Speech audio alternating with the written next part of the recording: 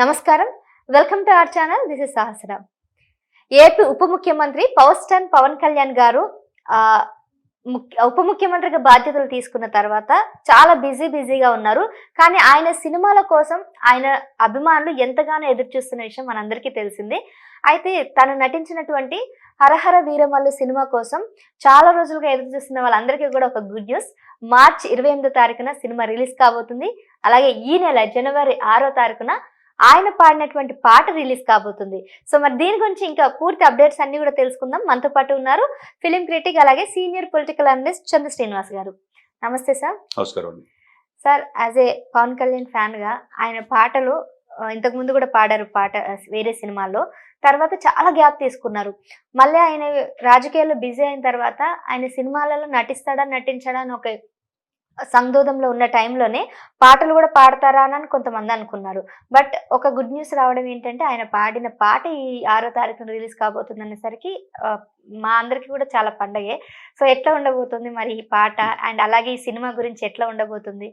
డెఫినెట్గా అండి. అంటే చాలా కాలం తర్వాత ఆయన పూర్తిగా రాజకీయాలకి పరిమితమయ్యాడు. దశాబ్దన్నర రాజకీయాల్లో ఉన్నాడు. రాజకీయాల్లో ఉండే సినిమాలు లేకపోతే అభిమానులు నిరాశ చెందారు.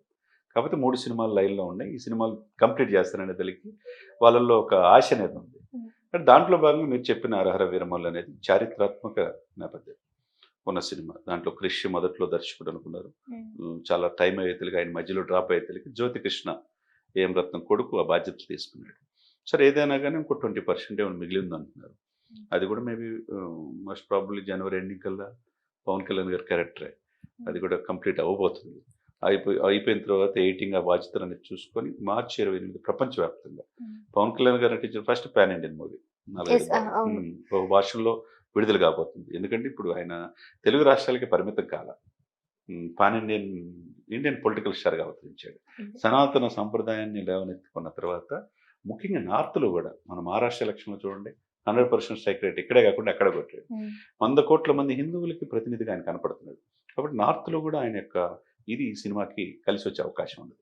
కాబట్టి కలెక్షన్స్ పాయింట్ ఆఫ్ వ్యూ ఏమి ఎదురుండదు. ఆయన నటన point of view martial arts అన్ని కూడా వెనతో పెట్టిన విద్య పోరాట సన్నివేశాలు చాలా ఉన్నాయి. కాబట్టి ఇక్కడ మనం చూసేది ఏంటంటే మీరు అన్నట్టు పవర్ స్టార్ పవన్ కళ్యాణ్ గారు రాజకీయాల్లోకి వెళ్ళి బిజీ అయ్యాడు, సినిమాలు చేయడం అనే పరిస్థితి నుంచి డేట్ ఫిక్స్ అయ్యింది మార్చి 28కి ప్రపంచవ్యాప్తంగా. అది చాలా ప్లస్ పాయింట్, చాలా గుడ్ న్యూస్. అదే సమయంలో ఈ నెల జనవరి కొత్త సంవత్సరంలో 6వ తారీఖు ఆయన పాడిన పాట గతంలో కూడా 2-3 సినిమాల్లో పాడాడు, మనం చూసాం. విశేషంగా అలరించింది. ఎందుకంటే ఆయనకు సాహిత్యం అంటే ఇష్టం. చదువుకుంది ఇంటరే కానీ సమాజాన్ని చదివాడు. కవులు కళాకారులు అంటే బాగా ఇష్టం. ఉత్తరాంధ్ర చెందిన వంగపొండు సాహిత్యం అంటే ఇష్టం, ఇక్కడ గద్దర్ అంటే ఇష్టం. కాబట్టి ఆ పాటల ద్వారా కొంతమంది యువతని చైతన్యం తేవాలని తన ఆలోచన. కాబట్టి కీరవాణి గారు చెప్పినట్టుగా ఆయన సంగీతం ఈ సినిమా కీరవాణి గారు భారీ బడ్జెట్ మూవీ ఏమి రత్నం గారు నిర్మిస్తున్నారు. ఆయన కోసం షూటింగ్ సెట్స్ విజయవాడ గుంటూరులో వేసి చేస్తున్నారు. ఆయన ఇబ్బంది లేకుండా రాజకీయంగా పొగులంతా రాజకీయాలు బిజీగా ఉంటున్నా నైట్ షూటింగ్లో పాల్గొంటున్నాడు. కాబట్టి ఇవన్నీ కూడా మనం చూసాం. కాబట్టి ఇది ఊరట ఏంటంటే బాగా కొత్త సంవత్సరంలో మెగా అభిమానులకి పవర్ అభిమానులకి ఒక మంచి గిఫ్ట్ ఇచ్చినట్టే ఆ పాట, ఆయన పాడిన పాట రిలీజ్ కావటం కూడా అందరూ ఎప్పుడెప్పుడు అని ఎదురు చూస్తున్నారు. ఒక రకంగా చూస్తే 2024 మెగా ఫ్యామిలీ అంటే అవార్డులు పంటాయి. మనం చూసాం. గ్లోబల్ స్టార్ ఎదిగి ఆస్కార్ లెవెల్లో వెళ్ళిపోయాడు mega power star Ram Charan. అదేవిధంగా తండ్రి పద్మవిభూషణుడు అయ్యాడు. ఐఫా అవార్డులో కూడా ఒక అవార్డు వచ్చింది, అక్కినే నాగేశ్వర అవార్డు వచ్చింది, లెజెండ్ అవార్డు. అనేక అవార్డులు పొందిన ఆ వ్యక్తి ఆ ఇంట్లో తన తమ్ముడు తను రాజకీయాల సక్సెస్ కాకపోయినా అంటే ఒక మార్గం అయితే ఏర్పాటు చేశాడు. ఆ ఇది పూర్తి చేసి డిప్యూటీ సీఎం అయిపోయాడు తమ్ముడు. అది వాళ్ళంతా ఒకవైపు ఏమో ఆయన పాడిన పాటలకి స్టెప్పులకి గిన్నిస్ బుక్ వచ్చింది. ఈయనకేమో 13,300 గ్రామ సభలు పెట్టి వరల్డ్ రికార్డు వచ్చింది పవన్ కళ్యాణ్. ఏ విధంగా చూసుకున్నా మెగా ఇంట అవార్డుల పంట 2024. 2025 స్టార్టింగ్ రామ్ చరణ్తో స్టార్ట్ అవుతుంది. మరి ఆ సినిమా హిట్ అయింది అనుకోండి, కొత్త సంవత్సరంలో ఆయనే ఫస్ట్ హిట్ ఇచ్చినట్టు అవుతుంది. తర్వాత విశ్వంబరం ఉంది ఫిబ్రవరిలో, చిరంజీవి గారు మార్చిలో ఉంది. కాబట్టి ఈ సంవత్సరం కూడా వాళ్ళదే అన్నట్టుగా ఉంది. అంటే ఏంటంటే కష్టం విలువ వాళ్ళకి తెలుసు, అభిమానులను అలరించడం తెలుసు, అన్ని రంగాల్లో ఎలా నేర్చుకోవాలనేది ఆ మహావృక్షం కింద నేర్చుకున్న వాళ్ళే. ఇప్పుడు 8 మంది హీరోలు, ఇప్పుడు సాయి ధరమ్ తేజ్ చూడండి, వరుణ్ బాబు చూడండి, మళ్ళీ ఉప్పెన తీసిన అతను చూడండి, ఇంతమంది ఒకళ్ళు పోతే ఒకళ్ళు అన్నట్టుగా ఆ బాట అనేది చాలా చక్కగా చిరంజీవి గారు వేశారు కాబట్టి ఈరోజు ఈ సంవత్సరం కూడా 2025 కూడా మంచిగా ఉండబోతుంది అనేది మనం అనుకున్నాం. ఓకే. ఇప్పుడు ఈ 'హరహర వీరమల్లు' సినిమా గురించి దీని ప్రస్తావన వస్తే, ఈ సినిమా మొత్తం గూడా మొత్తం చారిత్రాత్మకంకి సంబంధించిన స్టోరీ అని అంటున్నారు.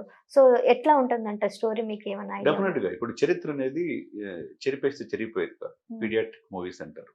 మన చరిత్ర తెలుసుకున్న వాళ్ళకి ఇప్పుడు మనం ఆ రోజుల్లో రాజులు ఎలా పరిపాలించారు, ఈరోజు ఏంటని కరెంట్ అఫైర్స్ అనుకోండి, సమకాలీన పరిస్థితులు మారుతా ఉంటాయి. చరిత్ర మారదు కదా! హ్మ్. చరిత్రలో రాజుల పరిపాలన, వాళ్ళ కీర్తించటం, ప్రజలు మనల్ని పొందటం పోదు కదా! హ్మ్. ఆ విధమైన సినిమా కాబట్టి డెఫినెట్‌గా ప్రజలు అలరిస్తారు ఎప్పుడైనా. హ్మ్. హిస్టారికల్ మూవీని తెలుగు అభిమానులు అలరిస్తారు. అందులో ఎవరికి బాలీవుడ్‌ని, హాలీవుడ్‌ని తీసిపోని విధంగా తెలుగు సినిమాలొస్తున్నాయి.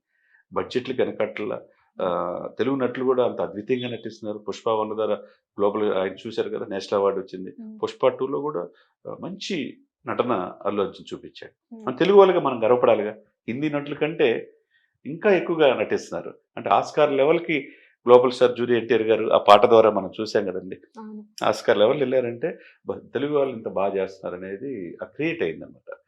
ఇయన్నీ కూడా ఏందంటే ఇండస్ట్రీకి ఈ సంవత్సరం ఇంకా మరింత మంచి రోజులు వచ్చే అవకాశం ఉంది. హ్మ్. నేటి తరం హీరోలతో పవన్ కళ్యాణ్ గారు పోటీ పడతాడంటే ఇప్పుడు చిరంజీవి ఎప్పుడు బాస్ ఈజ్ బ్యాక్ అన్నట్టు హ్మ్. ఆయన అట్లనే ఉన్నాడు. ఆ స్థానం ఎవరు భర్తించలేదు. హ్మ్. భర్తీ చేయలేదు. తర్వాత పవర్ స్టార్ వచ్చాడు. తర్వాత గ్లోబల్ స్టార్. ఇయన్నీ ఎటు చూసినా ఏందంటే వీళ్ళకేందంటే సినిమాలు అలరించడమే కాకుండా ప్రజల్ని అభిమానం పొందటం. అవును. ఆ తర్వాత రాజకీయాల్లోకెళ్ళినా వాళ్ళు వదలటల్లా, వాళ్ళ ఫ్యామిలీ వదలట.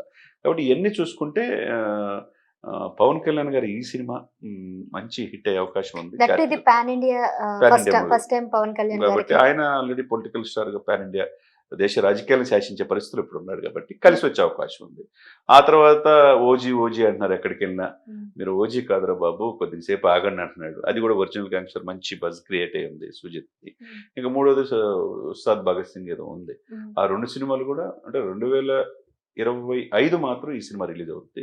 26, 27లో ఆ సినిమా రిలీజ్ అవ్వచ్చు. సో, 'ఓజీ భగత్ సింగ్' అనేది ఈ ఇయర్ అనేది డౌటే. హ్మ్. ఈ ఇయర్ అనేది డౌట్ ఉంటది. ఎందుకంటే ఈ సినిమా ఇదైతే హ్మ్. మరి ఈ ఇయర్ ఎండింగ్‌కి అవుద్దా? లేకపోతే 2026కి అవుద్దా? అనేది చూడాలన్నమాట. ఓకే. ఏదైనా గానీ ఈ సినిమా మాత్రం మార్చి 28 ప్రపంచవ్యాప్తంగా 'హరహర వీరమల్లు' రిలీజ్ కాబోతుంది. ఓకే. సరే, ఎగ్జాక్ట్‌లీ మీరన్నట్టు ఈ ఇయర్‌లో ఒక సినిమా రిలీజ్ అయిన తర్వాత ఇంకా నెక్స్ట్ ఇయర్ మిగిలిన 2 సినిమాలుంటాయి గాబట్టి, అంటే ఇంత గ్యాప్ రావడానికి తను బిజీ ఉండడం వల్లనేనా రాజకీయ పరంగా? అంతే కదండీ! ఇప్పుడు దాన్ని బట్టే ఆయన ఒప్పుకున్నాడు. హ్మ్. నేను ముందు సెట్ చేసుకోవాలి ఆంధ్రప్రదేశ్‌లో పరిపాలన. 6 నెలలు మంచి పరిపాలనని అందరి పేరు తెచ్చుకున్నాడు. ఎక్కడికెళ్ళినా పవర్ స్టార్ అనేది సినిమాలోనే కాకుండా నిజ జీవితంలో కూడా పొలిటికల్ కూడా ఎదిగాడని. హ్మ్. కాబట్టి ఉన్న సినిమాలు ఇప్పుడు అంటే 30% ఇప్పుడు 20% 'హరహర వీరమల్లు' మిగిలుంది. హ్మ్. అది చేసేస్తాడు ఈ మంత్ ఎండింగ్‌కి.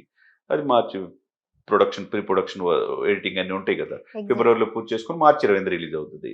ఆ కాన్ఫిడెంట్ ఇచ్చారు. హ్మ్. నిర్మాత బృందం గాని అంతా. ఇకపోతే మీరు ఇది కూడా 30-40% ఉంది 'ఓజీ'. అది కూడా చాలా మంచి భారీ ఎత్తున తీస్తున్నారు. అది మేబీ డిసెంబర్ కావచ్చు, లేకపోతే కొత్త సంవత్సరం కావచ్చు. ఏదైనా గానీ ఈ 2 సినిమాలు మాత్రం రాబోయే రోజుల్లో రిలీజ్ అవుద్ది. 'ఉస్తాద్ భగత్ సింగ్' అవుద్దా లేదా అనే ఒక సంశయం ఉంది. హ్మ్. మరి అది చూడాలి మరి అంటే కాలం అదే నుంచి. స్టార్టే అవ్వలేదు. అది కొంత స్టార్ట్ అయింది అంతే ఎక్కువగా. ఈ 2 అంత కాలం. ఓకే. చూడాలి మరి. రైట్.